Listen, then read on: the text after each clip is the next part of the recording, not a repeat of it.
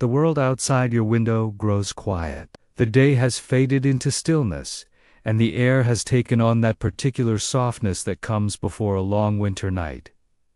Take a slow breath in and a slower breath out. Let your thoughts wander for a moment, not into dreams, not yet, but into another time, a time when the walls that kept you warm were made not of brick and plaster, but of stone, when the sound that broke the silence of night was not the hum of electricity, but the slow creak of timber beams, the low crackle of a fire, the distant echo of footsteps in a long, cold corridor. Imagine yourself standing on a narrow path that winds toward a castle. Before you, the land stretches out in gentle hills, now covered in frost. The fields are still, their furrows filled with ice, their crops long harvested and stored away. The air carries the faint scent of smoke and the sharp chill of snow about to fall. The castle looms ahead, not a palace of fairy tales, but a fortress of its walls rise, gray and heavy against the pale sky. Banners hang still in the frozen air.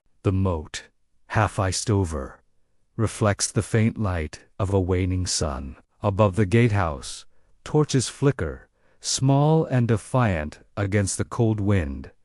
A slow creak of chains. The drawbridge lowers. It settles into place with a muted thud, muffled by frost and time. You cross, each footstep echoing softly. The great doors open, and the world within reveals itself, not loud or bustling, but subdued, orderly, and purposeful. The smell of wood smoke meets you first. Then the faint aroma of bread, of damp wool, and of straw, warmed by the nearness of animals. Somewhere in the distance, metal rings against metal. Perhaps a blacksmith testing his hammer before dawn. Voices murmur low, carrying through stone corridors, distorted by the echo of old walls. Inside, light filters weakly through narrow slits in the stone arrow loops, built for defense rather than comfort. Candles burn here and there, their flames wavering in the faint draft that moves through the halls. Each flame, each ember, feels precious, a small rebellion against the long, cold night. As your eyes adjust, you begin to see the rhythm of life that unfolds here. A servant carrying a bucket of water, careful not to spill. A child chasing a cat across the courtyard. The slow, deliberate stride of a guard making his rounds along the battlements. Every movement small, contained, shaped by the same unchanging truth. It is winter. The year's work in the fields is over. The harvest stored, the tools cleaned and hung. Now comes the long season of waiting, when time seems to slow, when survival depends not on labor alone, but on patience, discipline, and warmth. Life in a medieval castle during winter was a study in endurance. Beyond the walls, the countryside sleeps beneath snow and ice. Travel is difficult, food must be rationed, and the world contracts to the narrow boundaries of stone and firelight. Inside, hundreds of lives continue, lords and ladies, knights, servants, cooks, children, each with their duties, each bound to the slow rhythm of the cold months. The castle itself seems to breathe, expanding slightly in the warmth of the great fires, contracting again when the flames die down. Its walls hold stories that span centuries. If you listen closely, you might hear them whispers in the corridors, echoes of laughter in the great hall, the steady, eternal heartbeat of life persisting through the dark. So, tonight, we'll walk through that world together, not hurriedly, but gently, as though drifting through memory. We'll follow the rhythm of a winter's day inside these walls. We'll wake with the servants before dawn, feel the weight of cold iron in a knight's hand, hear the distant chant of prayers in the chapel, and end beside the last embers of the fire as night returns. The castle stands, waiting strong, silent, enduring. Let the modern world fall away for a while. Let the hum of electricity, the buzz of the day, fade into the quiet rhythm of a winter long ago. You are safe here, among stone walls and steady hearts. The air is cold, the fire warm, and time itself has slowed to a near stop. This is where we begin our journey, inside the medieval castle. During winter, the night has passed quietly. Beyond the high stone walls, the world is still locked in frost. The stars have faded, one by one, into the pale, misty blue of early morning. Inside the castle, the air carries that particular silence that comes before work begins. Not empty, but expectant. Somewhere deep within the kitchens, a faint sound stirs the scrape of iron against ash. A sleepy kitchen hand, wrapped in a rough wool cloak, crouches by the great hearth. She rakes through the gray dust of last night's fire, searching for the faint orange glow of embers that never quite died. With a patient breath and a practiced touch, she feeds them dry twigs and curls of straw. A moment passes. Then another. A thin line of smoke rises, and with it, the first sparks of warmth return to the castle. Outside, the courtyard lies in shadow. The stones are slick with frost, shimmering faintly under the light of the waning moon. Icicles hang from the roof of the stables, catching what little light there is. A raven hops along the wall, tilting its head, watching as the first figures of the morning appear. The servants begin their day before the sun. A stable boy crosses the yard, his breath billowing in white clouds. He carries a pail of water, the handle creaking softly. It is heavy, half frozen at the top. A thin layer of ice cracks as he walks. He moves carefully, head down, his boots crunching in the frost. In the stables, the horses stamp their hooves, impatient for feed. The smell of hay and animal warmth fills the air, earthy and comforting. He greets each animal in turn. A soft pat on the neck, a quiet word of reassurance. They snort and breathe steam into the cold, their dark eyes glinting in the dim light. A few chickens flutter down from their roosts, shaking feathers free of frost. Somewhere nearby, a dog stretches, yawns, and settles again by the doorway. The castle itself seems to wake slowly, like a great animal stretching after sleep. From one corner, you hear the clatter of a bucket. From another, the thump of a door closing against the wind. Footsteps echo faintly off the walls. The rhythm of countless mornings just like this one. The air carries the scent of smoke now, and something faintly sweet, oats simmering in a pot. In the kitchens, the fire has caught. A cook, broad-shouldered and calm, stirs a great iron pot suspended over the flames. The mixture inside bubbles, slowly, sending up curls of steam. He adds a handful of salt, stirs again, and tastes it from a wooden spoon. The warmth from the hearth spills out into the corridor beyond, a welcome invitation to any who pass. A young scullion carries baskets of bread left to rise overnight. He sets them near the fire, careful not to scorch them. The dough trembles slightly in the heat, the yeast slowly waking, just like the people around it. The smell of grain, smoke, and ash mingle together, the scent of winter sustenance. By now, the first gray light of dawn has begun to show over the battlements. The snow outside the walls glows faintly blue. From the guard tower, a horn sounds once, low, deep, and distant. It's not a call to arms, merely a signal. Another day has begun. The echo lingers for a moment, then fades into the hush of morning. In the servants' quarters, woolen blankets are folded neatly at the foot of straw mattresses. A few quiet voices rise, a woman humming softly as she laces her boots, another braiding her hair before work. They speak little. They know what the day holds. Fetching water, cleaning, mending, hauling firewood. The rhythm never changes, but there is comfort in that sameness. in the simple routine that binds the cold season together. Through a small arched doorway, you catch sight of the inner courtyard. A thin veil of mist hangs there, glowing faintly in the new light.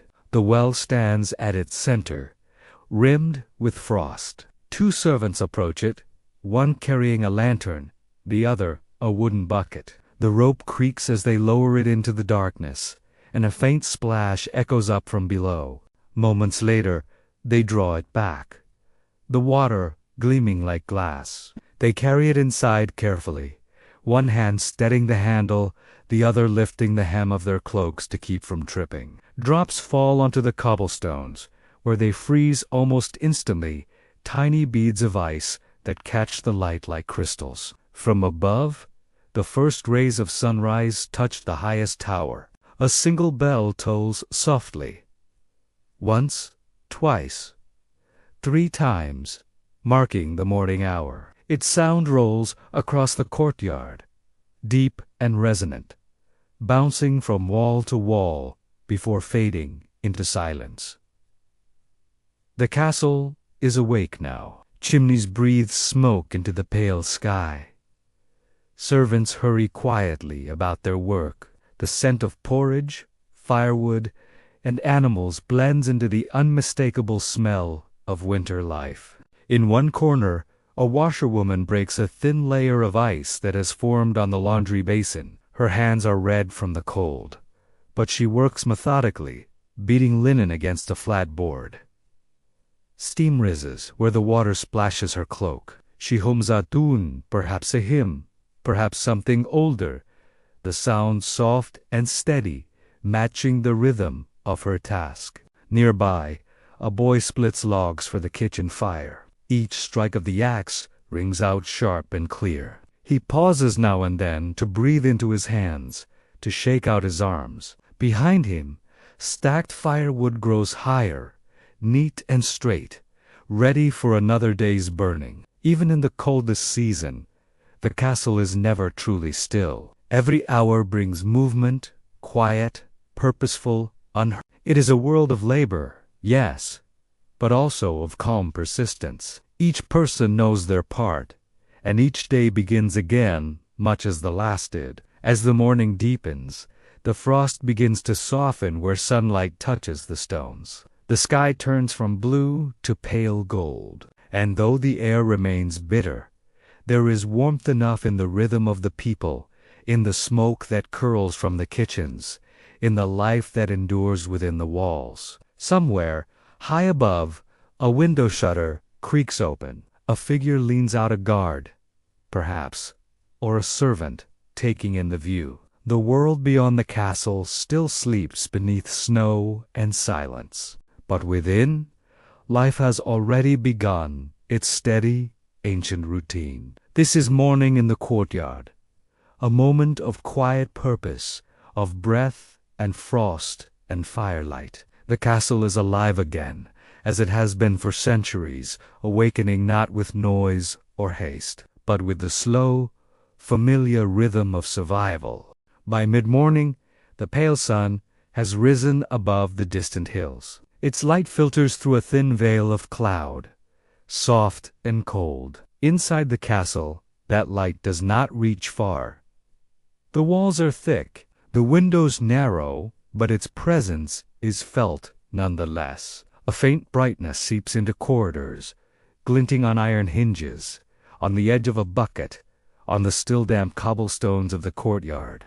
The hum of daily work has begun in earnest. It is not the noise of industry, not the clamorous din of a city. It is a gentler rhythm, a clink, a scrape, the murmur of low voices, each sound carrying a sense of purpose, of familiarity. In the outer yard, a mason kneels beside the wall, his hands chapped from cold. A small patch of stone has cracked in the night, where frost forced its way into a seam. He clears the broken mortar with a chisel, working slowly, carefully, so the damage does not spread. Beside him, a young apprentice mixes lime and sand with water, turning the thick paste with a wooden paddle. The smell is faintly sharp, earthy, the scent of stone dust and wet mortar. Together, they press the new mixture into the gap, smoothing it with steady strokes. Their movements are slow and deliberate, as though the stones themselves must be handled with respect. Above them, a small flag flutters weakly on the tower, the only sign of motion against the still winter sky. Across the yard, near the kitchens, a pair of laundresses bend over great wooden tubs filled with water. Steam rises as they pour in hot water carried from the fire, and the smell of soap fills the air. They lift heavy sheets and tunics, scrubbing them against worn wooden boards. The sound is rhythmic, thump, swish, thump, punctuated now and then by a short laugh or a shared word between them. They work not for glamour, not for thanks, but because the work must be done. In winter, cleanliness is its own kind of defense against sickness, against rot, against decay. Elsewhere, in the dim hallways that thread through the castle's heart, servants polish armor. Helmets, breastplates, and greaves are lined along a wooden bench, dull with dust from weeks of disuse. One servant dips a cloth into oil and begins to rub small circular motions over cold steel. Gradually, a faint gleam returns. The smell of metal and oil mingles with the faint scent of tallow candles burning nearby. It is patient work, the sort that demands neither haste nor thought, only rhythm. In the armory, a knight squire checks the weapons, ensuring each blade is sharp, each bowstring unfrayed. Though battles are rare in the dead of winter, readiness never sleeps. A dull blade could mean death when spring returns, and so the edge must be kept, the shield straps repaired, the arrows fletched anew. The squire hums softly to himself, the tune echoing off the stone walls. Outside, the blacksmith's hammer rings, faintly, slow, measured, metallic, each strike followed by the soft hiss of iron meeting water. Through every hall and chamber, the same quiet rhythm continues. A woman mends torn garments by the window, the light falling gently on her thread. Her fingers move swiftly, stitching neat, even lines. She pauses only to bite off a loose end of thread, then resumes, humming under her breath. Beside her, a child sweeps the rushes from the floor, brittle reeds that have gathered dust and crumbs since the last scattering. The scent of herbs, mint, lavender, and dried rosemary lingers in the old rushes, placed there weeks ago to sweeten the air. The castle is alive, not with drama, but with diligence. Its people move in quiet circles, working, tending, maintaining the unseen gears that keep life turning. Even the animals contribute to this slow economy of motion. In the byres, cows shift their weight in the straw, lowing softly. Their milk will be skimmed, boiled, turned to butter and cheese in the cool of the under. A pig grunts contentedly near the far wall, burrowing into its bedding. The sound of its breathing mixes with the gentle murmur of human voices. At the far end of the courtyard, the carpenter works in his shed, the only place in the castle that smells of fresh wood. He planes a beam smooth, running his palm along its length to test for splinters. The shavings curl away in long, pale ribbons, piling at his feet. When the wind shifts, they scatter, twirling briefly in the sunlight before settling again. He pauses to drink from a small flask of watered ale, then resumes, steady, unhurried, precise. In the great hall, preparations for the day's meals have begun. The long tables are wiped clean with coarse linen cloths. Benches are set in order, their legs scraping softly against the flagstone floor. The steward moves among the workers, checking lists written in careful ink, stores of grain, barrels of ale, the number of candles left for the week. He nods occasionally, murmuring a reminder here, a quiet instruction there. His tone is calm, almost gentle. He has done this for years, decades, perhaps, and knows every sound the castle makes. Up in the gallery above, a few pigeons roost among the rafters. Their soft cooing drifts down into the hall, mingling with the murmur of people below. The air is warmer here, filled with the smell of smoke and old wool. Light from the fire flickers against the walls, illuminating faded banners, one bearing a lion, another a cross, their colors dulled by age and ash. Everywhere you look, something is being done. A hinge repaired, a candle replaced, a bucket mended with a strip of new iron. Each act small, almost invisible, yet together forming the rhythm that keeps the castle alive. Life in winter is a matter of maintenance, of preserving what exists until the world outside awakens again. There is little glory in this work, little comfort, but there is meaning. Each scrape of a broom, each spark coaxed from a dying ember, is a gesture of quiet defiance against the season's cold stillness. And though the castle may seem eternal, solid, immovable, it too must be tended like a living thing. Its fires must be fed, its stones repaired, its people nourished. Without constant care, even stone would crumble, even iron would rust, even loyalty would fade. By midday, the castle hums gently with life. Servants cross paths in the corridors, exchanging brief nods or half. The sound of their steps is softened by the rushes underfoot. The smell of bread baking drifts from the kitchens, carried upward by unseen drafts through narrow stairwells. Somewhere, a church bell rings the hour deep and slow, the sound rolling through the walls like a heartbeat. The work continues. Endless, repetitive, steady, and yet within that repetition lies a certain peace, a sense of order in a world that, beyond the walls, is ruled by weather, chance, and time. The castle endures because its people do. Each task, each movement, no matter how small, weaves another thread into the fabric of its long, surviving life. And so, as morning fades toward noon, the rhythm of labor carries on constant as the turning of the seasons. The frost on the walls begins to soften under the weak sun. A drip of melted ice runs down from the eaves, tracing a dark line along the stone. A new day, like countless others before it, quietly takes its place in the long story of this enduring place.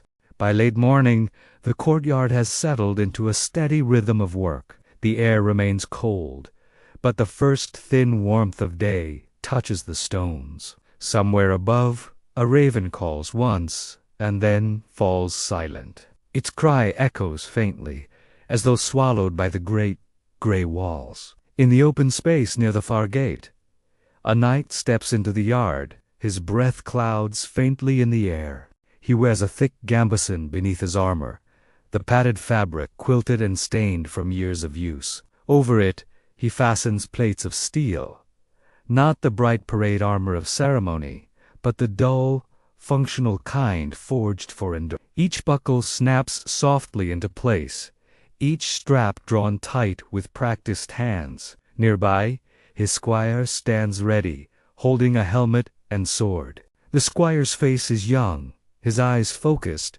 not with excitement, but with quiet responsibility. He knows the sequence by heart. He has helped his lord into armor every morning for months, perhaps years. There is no need for speech. The knight rolls his shoulders, testing the weight of the steel. It shifts slightly, a whisper of metal against fabric. He stretches one arm, then the other, slow and deliberate, until the plates settle comfortably into place. The sound is faint, but steady, the sound of readiness being assembled. The squire offers the sword, and the knight takes it. The hilt fits perfectly into his gloved hand, as though shaped by long familiarity. He lifts it once, twice, a simple gesture, testing balance and weight. The blade catches a sliver of pale sunlight and returns it, a brief flash of light that fades almost immediately. All around, the castle continues its work. The clatter of buckets, the creak of wheels, the distant hum of servants. Yet here, in this corner of the yard, there is a strange stillness,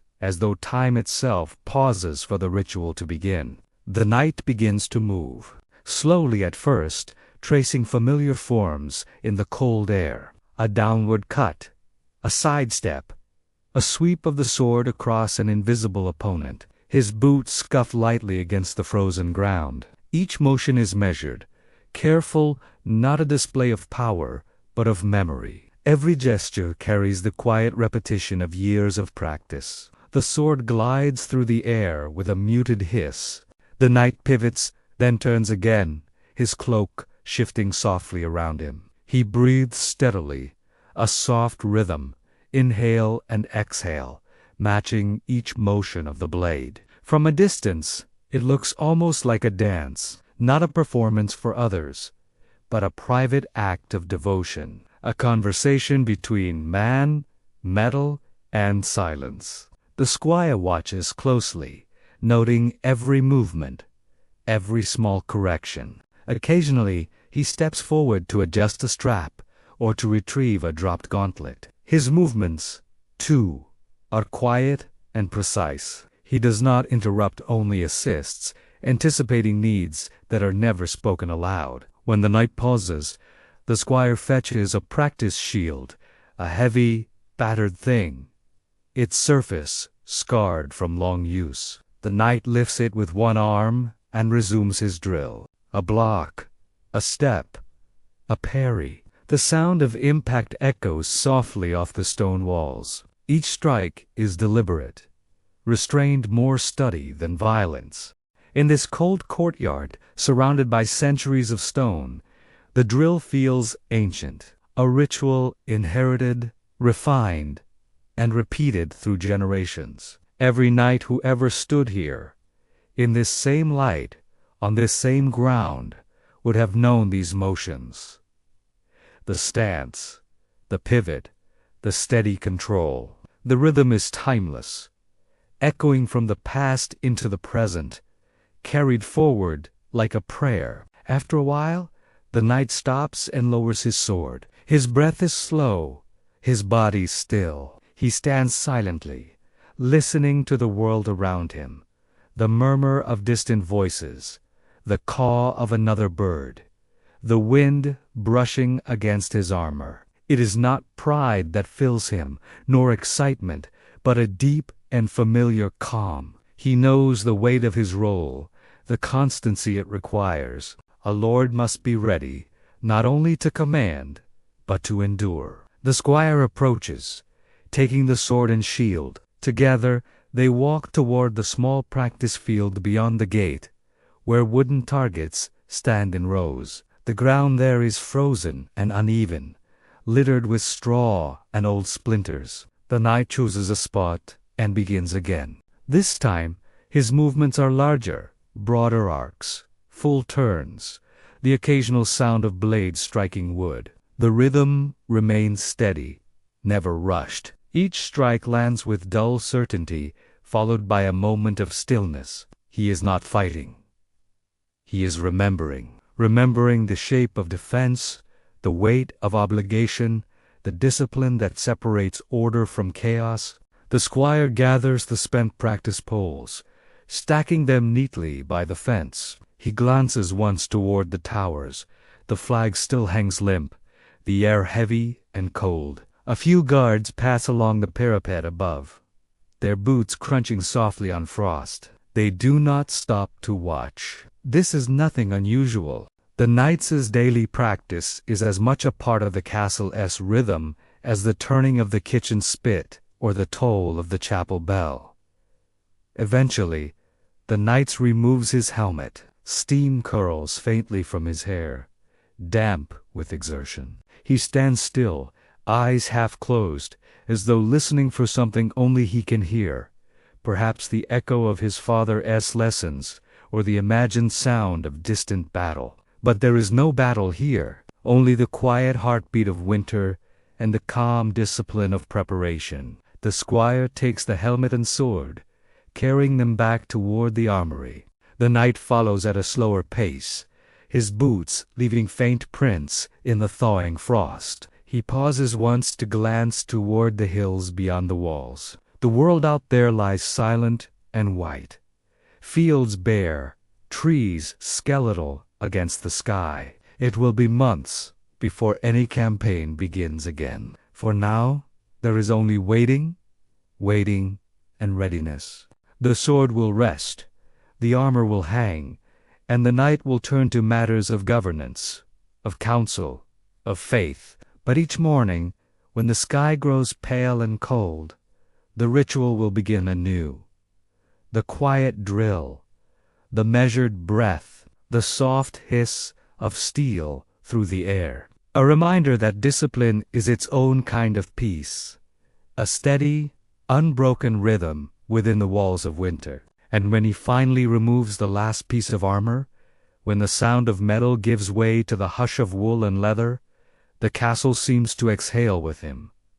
The day moves on. The fires burn low in the great hall, and the scent of stew begins to drift from the kitchens. Soon, the bell for midday will ring, marking another hour in the slow, steady life of the castle. The knight sets his sword aside and walks into the hall, not triumphant, but tranquil. His morning's ritual complete, his role fulfilled for now. The rhythm of the castle resumes around him, unchanged, eternal.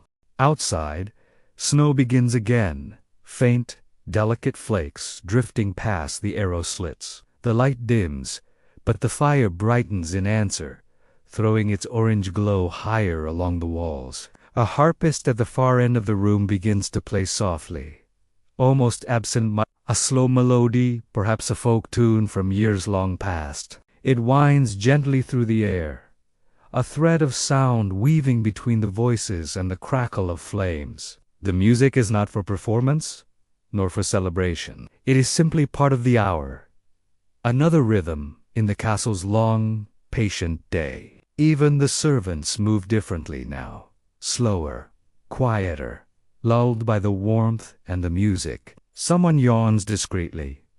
Another leans a little closer to the fire. When the bowls are empty, the chaplain once again murmurs a prayer of thanks. The words are old, almost inaudible, but they mark the meal's quiet end. One by one, people rise, gathering their cloaks, pulling hoods over their heads. The hall slowly empties, leaving behind the sound of fire, the faint clatter of dishes, and the scent of roasted onions lingering in the air. The lord and lady remain for a while, speaking softly near the hearth. Their voices are low, their faces lit by the glow of the flames. It is the kind of conversation too quiet to carry the kind shaped more by tone than words. Perhaps they discuss the tenants, the weather, the repairs to a crumbling wall. Perhaps they speak of nothing at all, simply resting in the rhythm of the firelight. A servant approaches with warm wine steeped in cloves and honey. They sip it slowly, savoring its gentle heat. Outside, the snow thickens, soft and steady. The sound of the wind hums faintly through the gaps in the stone. After a while, the lady rises and departs toward the solar, a smaller chamber above the hall, where the family spends the quiet hours of the afternoon. The lord remains for a moment longer, gazing into the fire, lost in thought.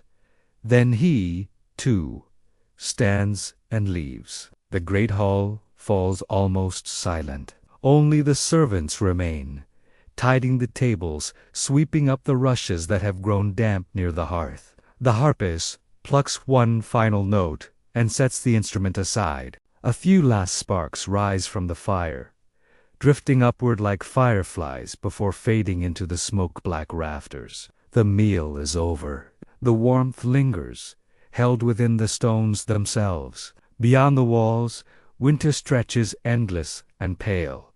But inside, for a little while, there was light and food, and the comfort of shared company. The great hall rests once more, patient, timeless, waiting for evening. The great hall grows still again after the meal. The voices have faded. The last of the servants withdraws, carrying empty bowls and folded linens through narrow doorways into the dim, warm heart of the kitchens. Only the low crackle of the fire remains, its rhythm soft and uneven, a gentle punctuation in the silence that follows contentment. Outside, the snow continues its slow descent. The flakes drift lazily across the narrow windows, tracing faint, melting lines upon the glass. The world beyond has dissolved into white and gray, shapes fading softly into distance. It is a kind of afternoon that blurs hours together, when daylight feels hushed and close, when time itself seems to rest. In the upper chambers, a narrow spiral staircase leads to the solar, the private retreat of the Lord's family. The steps are uneven, worn smooth by centuries of passage. The air grows warmer as you climb, touched by the faint sweetness of beeswax and wool. At the top, a thick curtain parts to reveal a smaller, sunlit room. The solar is nothing grand, but it feels tenderly human. Thick tapestries hang along the walls, their woven colors soft and faded with age. They tell stories of hunts, of saints, of far-off lands that few here have ever seen. Their purpose is not only beauty, but insulation. They keep out the cold that seeps from the stones. A low fire burns in a small hearth, the smoke curling lazily toward a narrow chimney. The air smells faintly of wood and linen and the lingering spice of the wine served earlier in the day. The lady of the castle sits near the light. She has moved her chair close to the window, where the snow's reflection brightens the room. A basket of embroidery rests beside her, filled with colored threads, ochre, green, pale blue, and gold. Her needle moves with slow precision, dipping in and out of the fabric in a rhythm almost meditative. Now and then she pauses, leans back slightly, and studies her work, a small stitched scene of vines and leaves that twine together across the cloth. The faintest smile touches her lips, not from pride, but from the quiet satisfaction of the task itself. A maid sits nearby, carding wool. The soft rasp of the combs fills the air, a sound like the whisper of dry grass in summer. She works carefully, teasing the fibers apart, smoothing them into light, airy touch. Her fingers move automatically, guided by long habit. At her feet lies a basket already half full of newly combed wool, ready for spinning. From the corner, a low murmur of conversation drifts, the steady comfort of familiar voices. Perhaps they speak of the weather, or the births and marriages of distant kin. Perhaps they simply share quiet observations, the way the snow falls thicker now, or how the fire burns unevenly, or how the old cat has curled itself in the Lord's chair again. Their words rise and fall, gently, unhurried, filling the room like the rhythm of waves against a calm shore. A child enters, small and rosy-cheeked, bundled in wool. He carries a small wooden toy, a carved horse, its paint faded and chipped. He sits on the rug near the hearth and begins to play, his movements absorbed and deliberate. The firelight flickers across his face, across the old stones, across the slow dance of his toy's shadow. Every so often, the lady glances down, watching him with quiet fondness before returning to her work. Near the window, another servant tends to mending, a tunic torn at the sleeve, a stocking with a frayed heel. The sound of her needle through fabric joins the soft harmony of the room, a quiet orchestra of small domestic sounds. The rustle of cloth, the flick of thread, the pop and sigh of the fire. Each sound is small, but together they form the music of peace.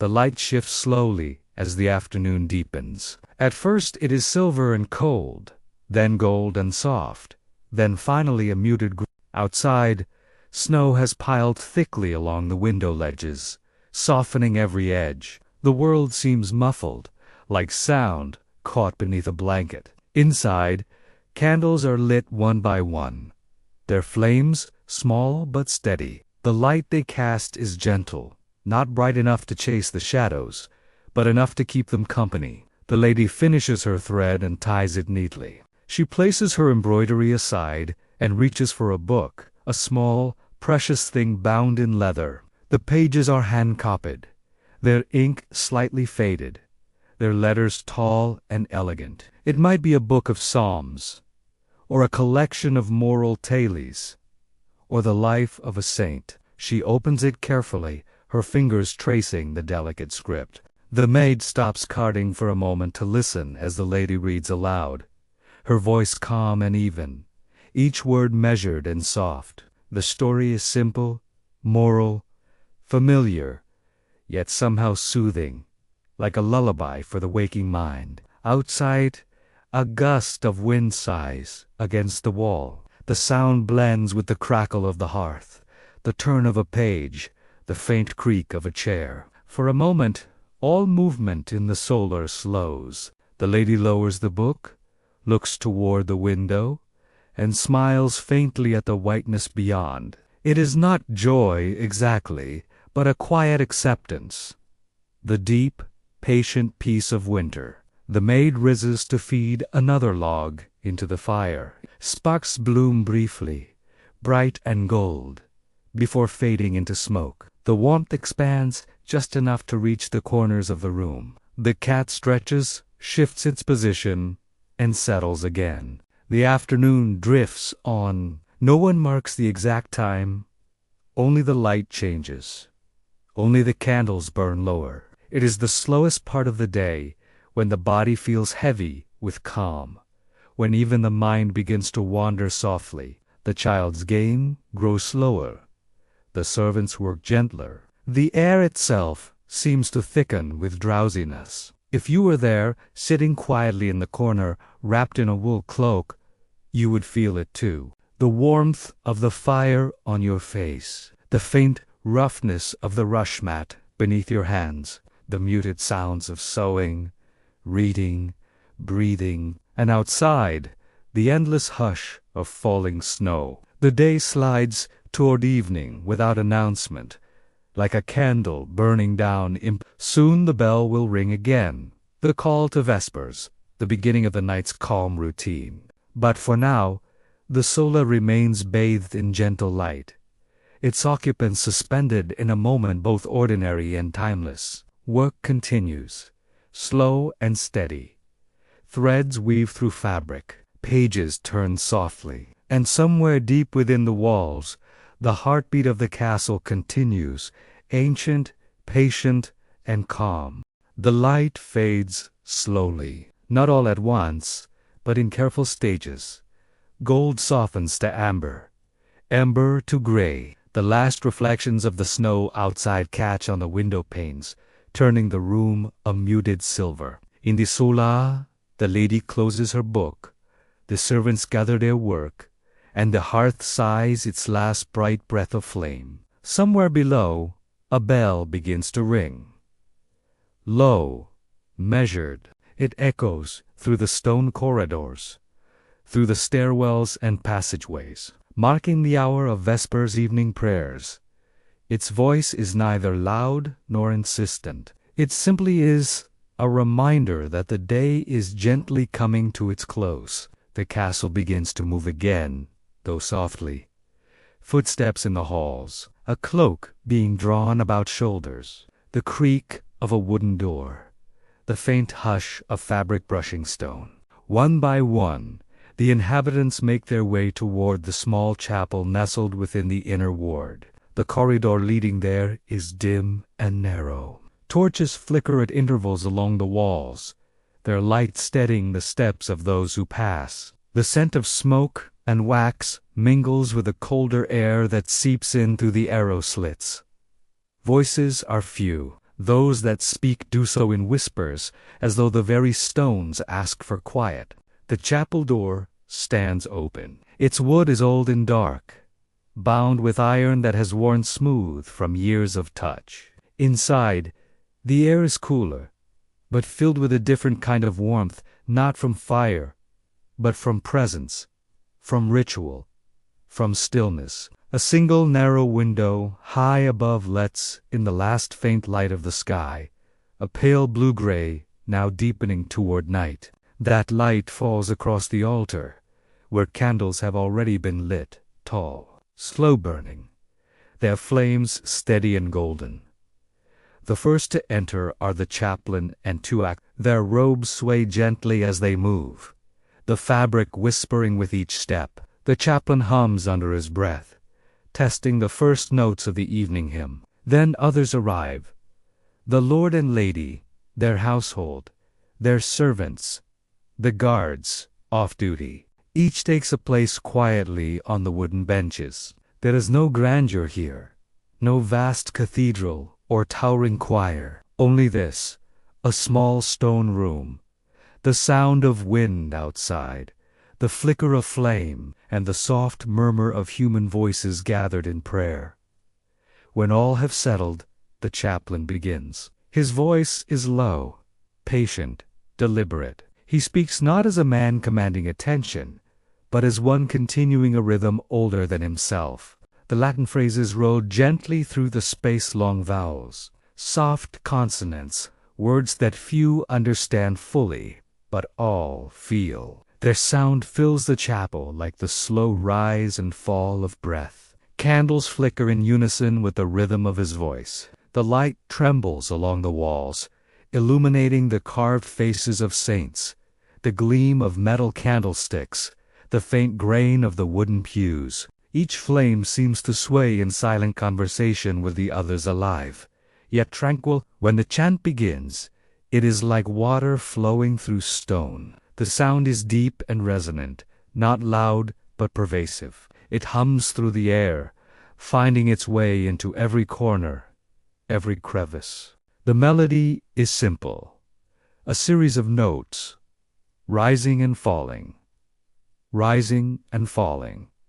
like a lullaby written centuries before the idea of sleep itself became fragile. No instruments accompany it, only the human voice, steady and unheard. The lady bows her head, her hands clasped lightly before her. Beside her, the child leans drowsily against her arm, eyes half closed, comforted more by sound than meaning. At the back of the chapel, a young guard kneels, his breath visible in the cold air. Even he seems softened by the moment, his posture easing, his gaze lowered. Here, rank and labor dissolve. For a short while, there are no lords or servants, only people, bound together by the quiet rhythm of evening devotion. The chaplain reads from a small book placed upon the altar. The words tell of endurance, humility, and peace, virtues that fit this hour like well-worn cloth. When he pauses, the silence that follows feels complete. It is not empty, but full, filled with the quiet hum of thought, the soft crackle of candlewick, the faint sigh of wind through stone. After a long moment, the acolytes step forward to tend the candles, trimming the wicks so they burn cleanly. Their hands move carefully, the motion so practiced it seems part of the prayer itself. Wax drips slowly down the sides, catching the light in translucent beads before cooling into pale folds. The smell of warm wax mixes with incense, faint and woody, a hint of resin and smoke. The hymn resumes, softer this time, slower. The voices blend until it's impossible to tell one from another. Each note lingers, suspended in air before it fades gently into stillness. The final chord stretches long and low, like a sigh at the end of a long day. When it ends, no one speaks. For a few breaths, the silence is perfect. Only the snow outside moves, falling steadily against the window's narrow glass. Then, gradually, the spell of quiet breaks. A shuffle of feet, the creak of wood, the soft, almost secret sound of cloaks being drawn close once more. One by one, the people begin to leave the chapel. They do not hurry. They pass through the door as they came slowly, reverently, as though stepping back into the world after touching something beyond it. Outside, the courtyard is hushed, bathed in the blue light of dusk. The snow glows faintly beneath the torches, which have just been lit for the night.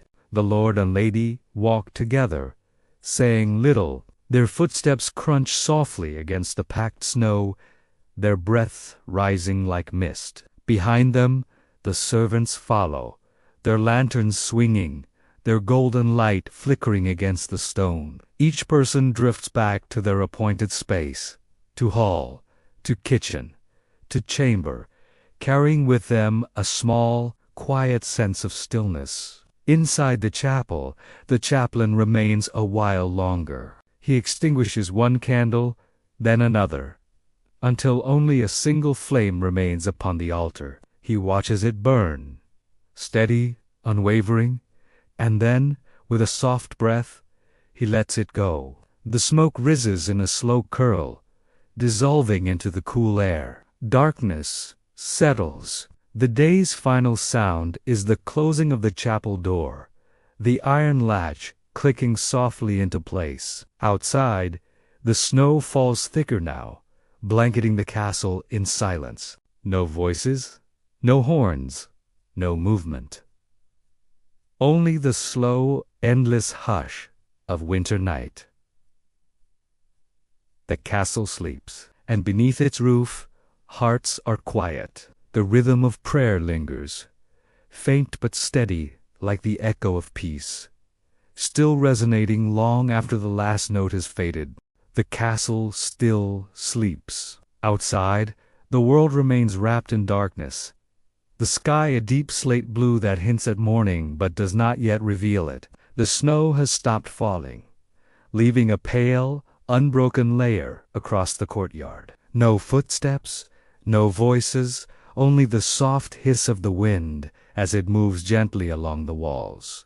But somewhere deep within the keep, beneath the hall, and away from the cold, a faint sound begins. It is almost nothing. At first the soft strike of flint on steel, the breath of someone coaxing flame from spark. Then, a glow. A tiny, quivering orange light blooms in the blackness, reflected on the curve of a copper pot, on the sheen of damp stone. A few wisps of smoke curl upward, carrying with them the smell of ash and faint sweetness, the smell of morning about to begin. The kitchen is vast, low-ceilinged, and dim. Even now, before dawn, the air is warmer here than anywhere else in the castle. The great hearth dominates the room, a cavernous opening where logs, split the night before, are stacked and waiting. As the fire catches, it snaps softly, the first true sound of the new day. Shadows begin to shift across the walls, the shapes of hanging ladles, baskets, bunches of herbs strung from the beams above. One of the cooks moves quietly about the room. Her steps are steady, practiced. She tends to the fire first, feeding it carefully, coaxing it to life. Then she stirs the embers, the sound a soft rustle like parchment turning. The warmth grows. Slowly, the orange light pushes back the night, spreading across the flagstone floor in long, trembling bands. The others arrive not long after, sleepy-eyed servants with shawls drawn tight, yawning, rubbing their hands together against the chill. They greet each other in low voices, more nods than words, each understanding what must be done. Without instruction, they fall into the rhythm of their work, a rhythm that has repeated every morning for years, perhaps generations. A young boy carries a bucket of water from the well, his breath puffing white in the air. He sets it beside the hearth, where it begins to steam faintly in the growing warmth. Another kneads dough on a wooden board, his palms pressing slowly, rhythmically, into the soft mass. The dough sighs under his hands, folding and stretching in quiet surrender. A woman crushes garlic and herbs with a stone mortar, the rhythmic thud echoing softly against the walls. The scents begin to rise, of yeast and smoke, of rosemary and damp earth. It is the scent of work, of sustenance, of the first stirring of life. In one corner, a pot hangs from an iron hook above the fire.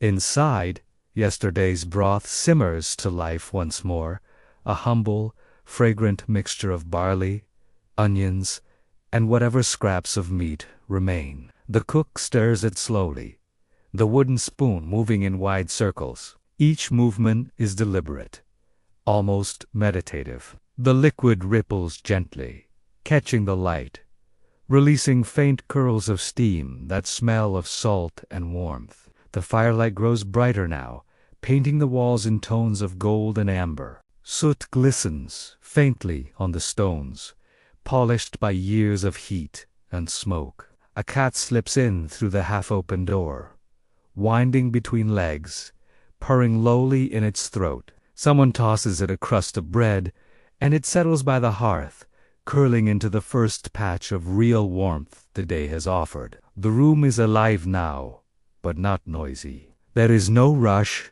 no urgency, only the patient repetition of familiar actions, grinding, stirring, folding, sweeping. Each sound blends with the others, forming a soft rhythm that seems to echo the slow beat of the castle itself. If one listens closely, it almost sounds like breathing. Outside, the first faint hint of light touches the eastern sky. It is not yet sunrise, but the darkness begins to loosen its hold. The servants working near the small window notice it, a thin gray line along the horizon, reflected faintly on the snow beyond the walls. The sight brings no surprise, only quiet reassurance. The day, as it always does, is returning. The cook moves to the pantry, where rows of preserved foods line the shelves.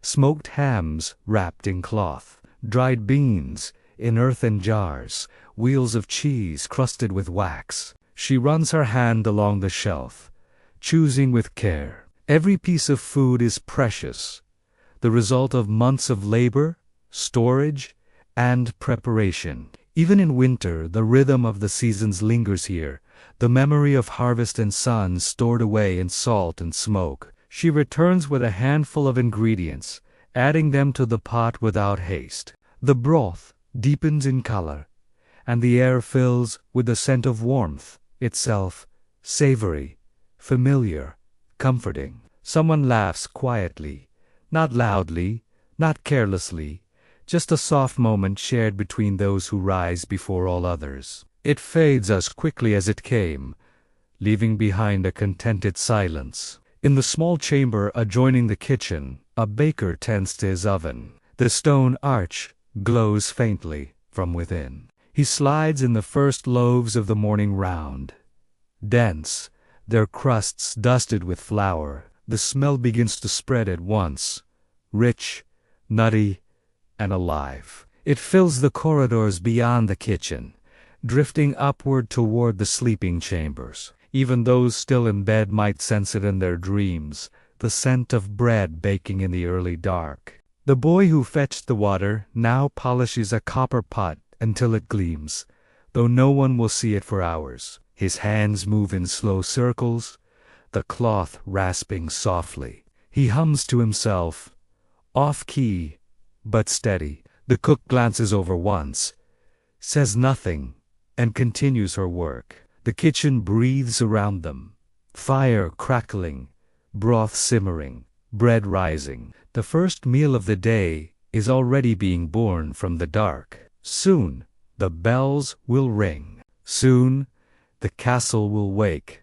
The hall will fill with footsteps, the sound of voices, the weight of daily life beginning again. But for now, in this quiet hour before dawn, the kitchen belongs only to the few who keep it alive. Their work, invisible yet essential, forms the heartbeat of the castle. Every spark, every kneaded loaf, every pot of soup is a small act of faith.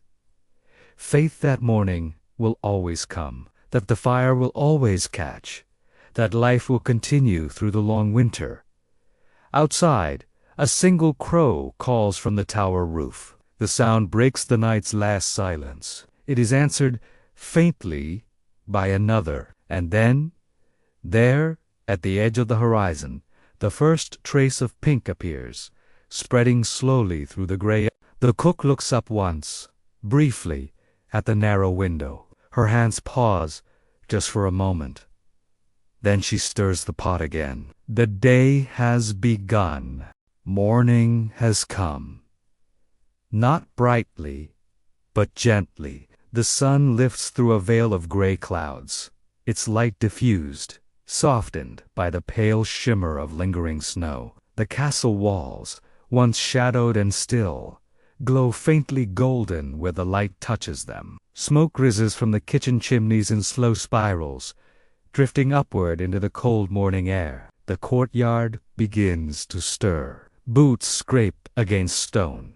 The clatter of buckets echoes faintly against the walls. A horse snorts somewhere near the stable, followed by the creak of a wooden door. The hush of the night has lifted, replaced by a quiet hum, the sound of work awakening. The first to emerge are the tradesmen and artisans, the quiet laborers whose craft holds the castle together. They move with the certainty of routine, each knowing exactly where to go, exactly what needs doing. Their days are not marked by novelty, but by repetition.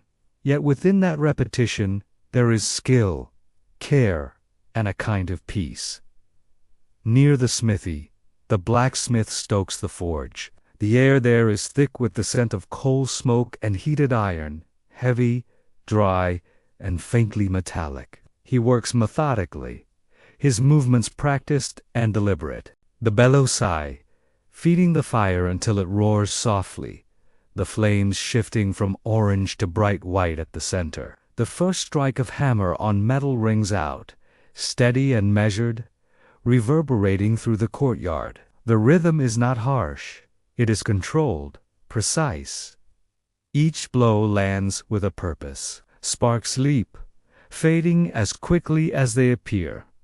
Tiny stars swallowed by daylight. Not far away, the carpenter has begun his work. He sits beside a half-finished door, its grain pale and smooth beneath his knife. His tools, chisels, planes, hammers, are arranged neatly on a wooden bench. He sharpens each before he begins testing the edge against his thumb, not hurriedly, but with quiet focus. When he starts to plane the wood, the sound is soft and satisfying, the slow rasp of blade against grain. Each long shaving curls away, light as paper, falling in gentle spirals to the floor. The smell of fresh cut oak mingles with the scent of smoke from the smithy, a mix of warmth and earth. Across the yard, the tailor works beneath the overhang of a gallery, where light falls gently across his table. He bends over a spread of cloth, dyed in deep hues, russet, brown, and muted green. His fingers move deftly, pulling the thread through with rhythmic grace. Each stitch is small, precise, identical to the last. The fabric whispers softly beneath his hands. Now and then, he pauses to hold a piece of cloth up to the light, examining its weave, its strength. There is patience in every motion, a patience born from knowing that nothing in his work can be rushed.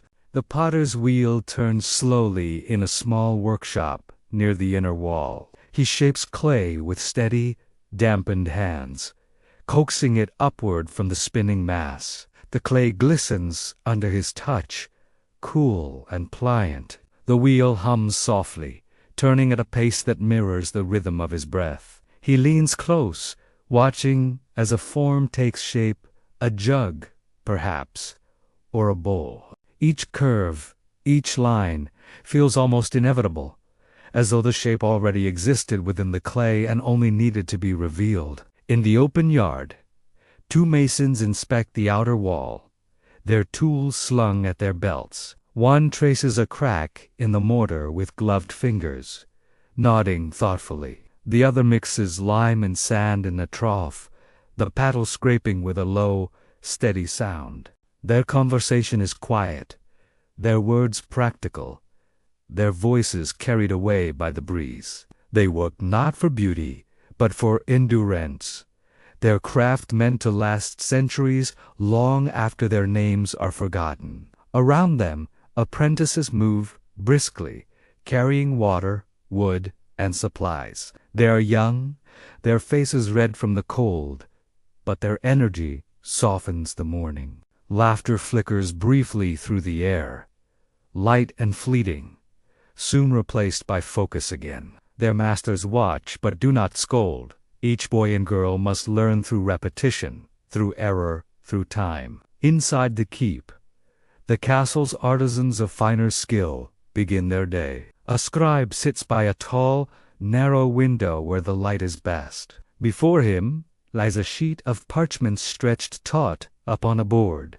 He dips his quill carefully into the ink, letting the excess drip once before pressing it to the surface. The letters flow with unbroken grace, black strokes upon creamy vellum, each line precise and even. The faint scratching of quill against parchment is barely audible, but constant, steady. Beside him burns a small candle, not for light, but for scent, a twist of beeswax that softens the smell of ink and parchment. A few rooms away, the castle's armorer inspects a set of mail. He lifts the hauberk slowly, the interlinked rings clinking softly like distant rain. He runs his hands along its length, checking for rust, for weakness. When he finds a broken link, he repairs it patiently with small iron tongs, eyes narrowed in concentration. To him, this is quiet work, repetitive,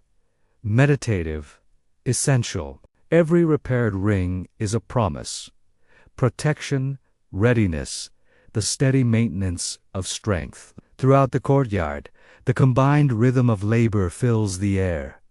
The low hum of the wheel, the soft rasp of wood, the ringing of hammer and anvil. None of it is loud, none of it frantic. It is the music of purpose. Each sound interlocks with the next, forming a kind of harmony, the harmony of a place alive, not in noise, but in work. A mild wind stirs the banners above the gatehouse. Their faded colors ripple once, briefly catching the light before falling still again. The scent of bread still lingers faintly in the air, drifting down from the hall. Somewhere, a church bell rings from a distant village, soft, delayed by the hills, yet clear enough to mark the hour. The tradesmen pause for a moment, some wiping hands on cloth, others straightening their backs.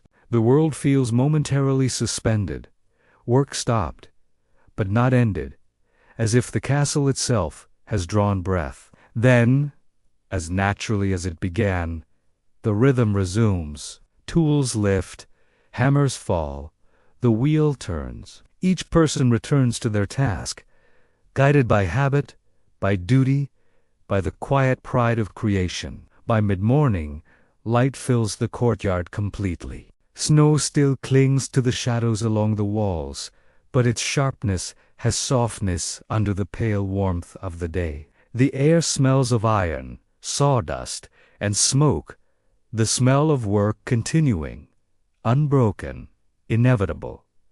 In every sound there is patience, in every movement there is care, and in every face there is the calm acceptance of rhythm, the steady, enduring pulse of the castle's heart.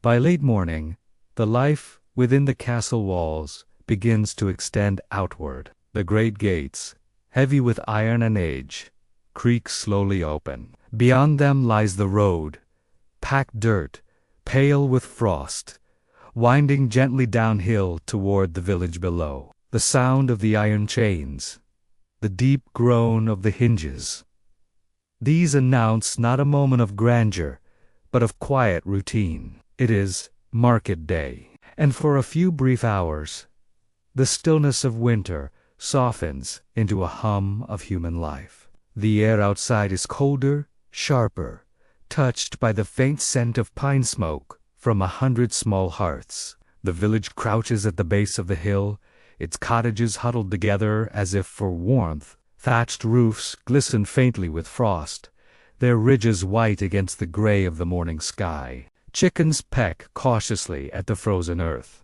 A dog barks once, then settles again beside a door. From chimneys thin trails of smoke rise upward and vanish, folding into the colorless clouds. The market unfolds along the open square at the village center. Not grand, not loud, but alive. A handful of stalls, wooden and plain, line the cobbled space. Rough linen cloths are laid out, covered with simple wares, clay pots, rough-woven baskets, turnips, onions, a few apples, shriveled from storage. Everything here bears the touch of winter's restraint. Nothing is abundant, but everything is offered with quiet pride. Peasants arrive slowly, wrapped in thick wool cloaks, faces reddened by the cold. Their boots leave shallow prints in the thin snow as they move from stall to stall, murmuring greetings, exchanging a few words. Coins change hands with soft clinks, sometimes replaced by barter. A measure of grain for a skein of thread, a cured ham for a length of cloth. Every trade carries a small story, a winter survived, a promise for spring, the steady persistence of life continuing. A baker from the castle arrives, with 2 young helpers, carrying baskets, still warm from the morning's ovens. Steam rises faintly from beneath the linen coverings. The scent of bread rich, golden, comforting drifts through the square, and for a moment, heads turn toward it instinctively. It smells of home, of heat, of sustenance. The loaves are traded quickly, for eggs, for honey.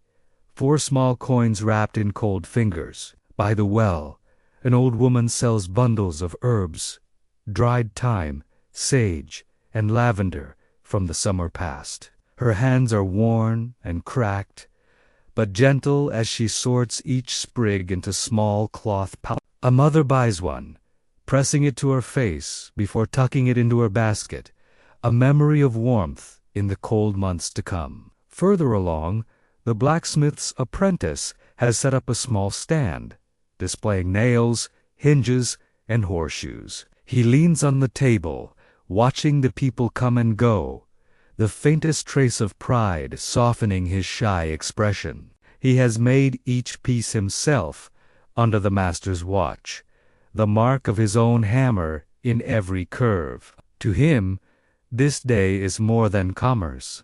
It is proof of skill, of belonging. Children dart through the square, their laughter bright but fleeting. One carries a small carved toy horse, perhaps a gift from the carpenter's hand. Another drags a stick through the frost, leaving a long crooked trail behind. Their voices rise, then fall again, like the flapping of crows overhead.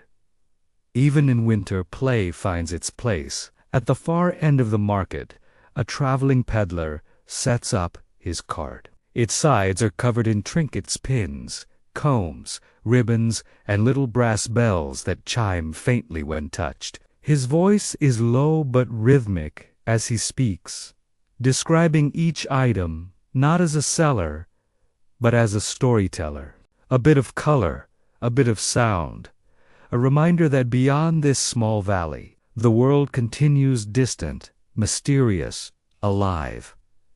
As noon approaches, the clouds begin to thin. Pale sunlight breaks through, glinting on the frozen thatch and the slow-moving stream at the village edge. Its surface is half iced, but beneath the ice, water still flows. Dark, quiet, relentless. The villagers pause to warm their hands over braziers, exchanging quiet conversation. They speak not of wars or kings, but of weather, of harvests, of the next Sunday's Mass. The topics repeat year after year, yet they bind the community together as surely as mortar binds the stones of the castle above. Now and then, a rider from the keep passes through, a messenger, perhaps, or a guard.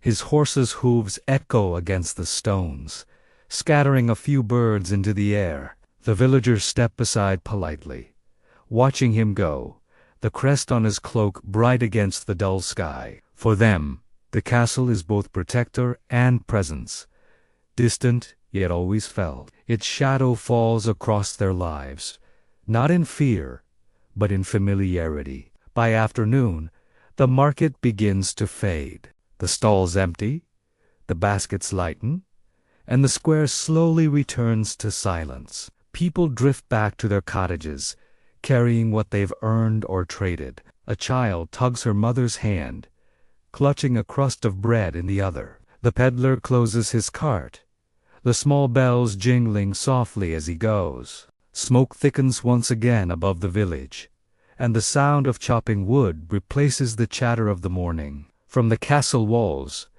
the village below appears peaceful, small, simple, almost still. Yet every chimney, every field, every frozen path tells its own story of survival. The same story, repeated countless times through centuries, of hands that work, of fires that warm, of lives that persist quietly beneath the weight of history. As the sun begins to fade, a faint golden light spreads across the valley. It touches the rooftops, the road, the distant fields dusted with frost. For a moment, everything glows softly. The castle, the cottages, the stream. Then the light withdraws, sinking gently behind the hills. Evening approaches once again, and the world settles into its familiar rhythm of stillness. The castle stands watchful above, its walls bathed in the last shimmer of daylight. Below, the village hums quietly, its people safe, its fires lit.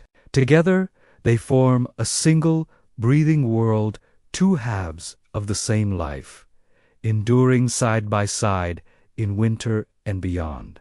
As dusk begins to settle, the rhythm of the castle changes once more. The bustling of the kitchens fades, the laughter from the courtyard softens, and the sounds of tools and trade draw to a close. A quiet spreads through the corridors, not the emptiness of night, but a purposeful stillness, as though the entire household holds its breath. It is the hour of reflection, the moment when even labor yields to silence, and the day, however simple or weary, turns inward. The chapel stands apart from the main hall, smaller, humbler, yet built with great care. Its stones are smoother, its arches more graceful, its air tinged with something almost sacred. A narrow doorway leads inside, and as you step across the threshold, the temperature changes. It is cooler here, the air still, untouched by the heat of fires or the chatter of the day. The faint scent of beeswax and incense lingers in the air,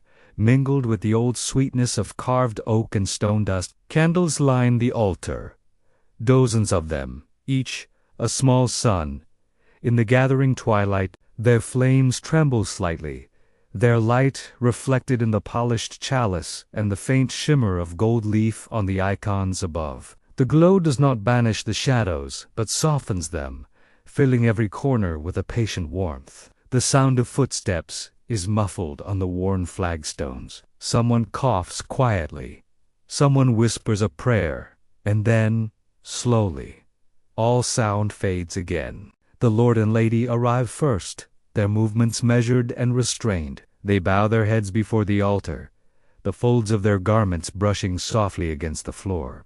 Behind them come the steward, the cook, the knights, and the servants, all together, without rank or distinction, side by side in the narrow pews. The flicker of the candles dances across their faces, making even the weary look serene. The priest enters through a side door, his robe of faded linen rustling lightly as he walks. He begins the service in a low, rhythmic voice. The Latin words flow like water, ancient syllables that most do not fully understand, yet feel deeply. Each phrase, each pause, each echo off the stone seems designed to still the heart. There is no urgency here, no fervor, only the slow, solemn movement of faith through quiet air. Outside, the last light of day vanishes. Through the narrow stained glass windows, The sky shows only a faint afterglow, deep blue fading to gray. The flicker of the candles becomes the only light. Time seems to lose meaning. Only the sound of the priest's voice, the soft murmur of responses, and the sighing of the wind through the chapel's small openings remain. A single bell tolls once from the tower, deep, resonant, and slow. Its echo rolls through the corridors, across the courtyard, and out toward the sleeping fields. It marks not an ending, but a transition from labor to rest, from noise to thought, from the world of men to the stillness of the spirit. For those gathered here, prayer is not merely duty. It is rhythm, as necessary as the beating of the heart or the rising of the sun. It gives shape to time, dividing days into hours, hours into moments. It is the one constant thread in a world of endless change. The priest's voice continues, soft as breath, words of confession, of thanks, of hope.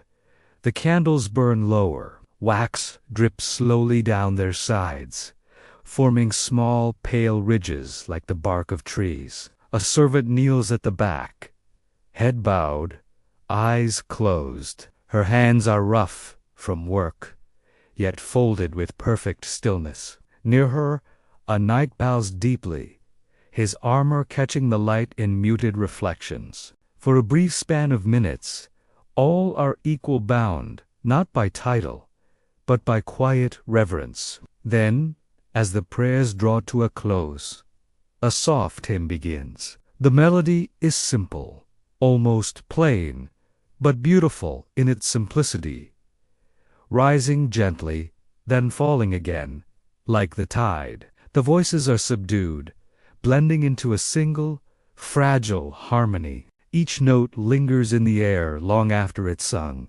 echoing faintly off the stone vaults above. It is the sound of devotion, but also of fatigue, of humanity, of peace after long toil. When the final words fade, the silence that follows is deep and luminous. No one moves immediately. There is comfort in the stillness, in the shared awareness that this moment, this pause between day and night, belongs to everyone. One by one, people rise, bow once more, and leave the chapel quietly. Boots brush softly against the floor, doors creak, and the sound of the cold night seeps in. Outside, the air feels different, sharper, but somehow lighter. The first stars are visible above the battlements, pale and patient in the clear winter sky. The moon has not yet risen, but its promise can be felt, a silver waiting just beyond the horizon. Inside the chapel, the candles continue to burn for a while longer. Their flames flicker gently in the empty space, their smoke curling upward toward the vaulted ceiling like whispered prayers still rising. The priest extinguishes them one by one, each soft hiss marking the close of another day. When the last flame fades, only darkness remains, a peaceful, settled darkness, filled not with absence, but with rest.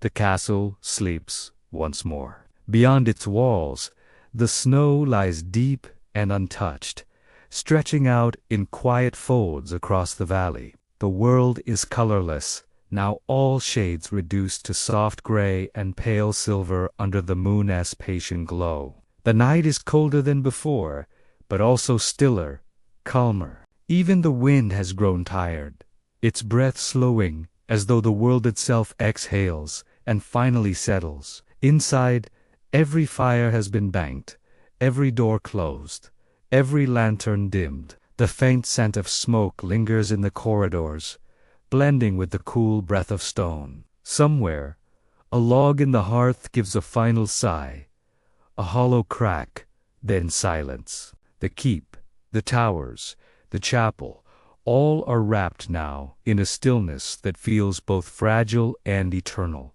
You can almost hear it, the slow rhythm of the castle's heart, the steady creak of timbers, the faint trickle of melting snow through the gutters, the whisper of straw in the stables as the horses shift in their sleep. Each sound belongs to a world that has learned the language of endurance. Every breath, every flicker of warmth, is a small act of persistence against the long winter night. Somewhere in the upper chambers, a candle still burns. Its light is faint, trembling at the edge of exhaustion. Perhaps it belongs to the scribe, finishing his last page by the window, his ink thickening with the cold. Or perhaps it is the nurse, keeping watch over a restless child, her fingers tracing the sign of a prayer. In either case, the light is small, yet within it lies the promise that morning will come again. Outside, the moon climbs higher,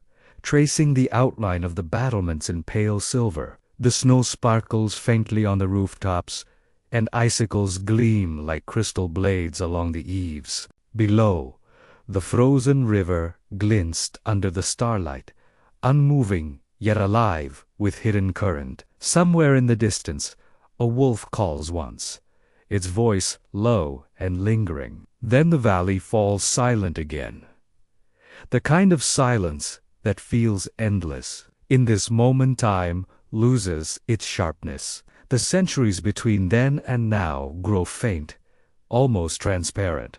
You could imagine yourself standing there in the courtyard beneath the same pale moon, surrounded by the same cold air. You could close your eyes and hear the same stillness that countless souls once heard before you. And though their lives have long faded, their world remains preserved not only in stone and record, but in rhythm, the rhythm of rising and sleeping, of labor and prayer, of cold and warmth, of silence and song. For 1,000 winters, this pattern has repeated. In every castle, in every village, in every field beneath the snow. The faces have changed, the voices forgotten, but the sound of life endures, patient, familiar, undisturbed by time. Even now, if you listen closely, you can almost hear it, the distant clatter of the morning kitchen, the faint ring of a blacksmith's hammer,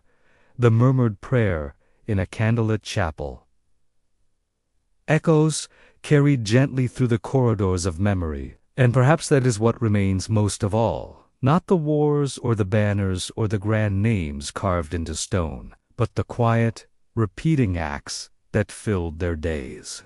The breaking of bread, the tending of fires, the folding of hands in prayer before sleep. History, when softened by distance, is not noise, it is breath. And in the deep silence of winter, you can still feel it moving through the air. Now the candle burns lower. Its flame bends, then steadies again. A thin line of smoke curls upward, then disappears into the dimness above. The walls, the floors, the ceilings all seem to sigh in unison. A long, slow settling into peace. Every sound is softness, blurred, absorbed by the centuries' thick stone. The world of the castle fades into darkness. The torches along the ramparts flicker out, one by one. The courtyard lies empty once more, the snow smooth and undisturbed, the gates closed. Above, the stars remain unmoving, ancient, indifferent, and kind. And here, in the quiet that follows, you can rest too. You can let the rhythm of their world, the steady, patient rhythm of a winter-long past, carry you into sleep. Imagine the soft sound of snow falling beyond the shutters, the warmth of a small fire, the weight of a wool blanket, the steady crackle of the last ember. Imagine the silence that settles when even thought grows drowsy, when memory drifts away like mist from a river. The castle breathes. The night deepens, and time, like snow, folds softly over everything, smoothing every line, quieting every sound, until only peace remains. You are safe here. The walls are strong, the fires are warm, the world outside is hushed. You can rest now, just as they once did, beneath the patient silence of winter, beneath the same timeless sky. And so ends another day inside the medieval castle, a world of stone and stillness, of faith and firelight, of rhythm and rest. A day that, like so many before it, has slipped gently into night. The centuries pass, but the quiet endures, and in that quiet there is peace.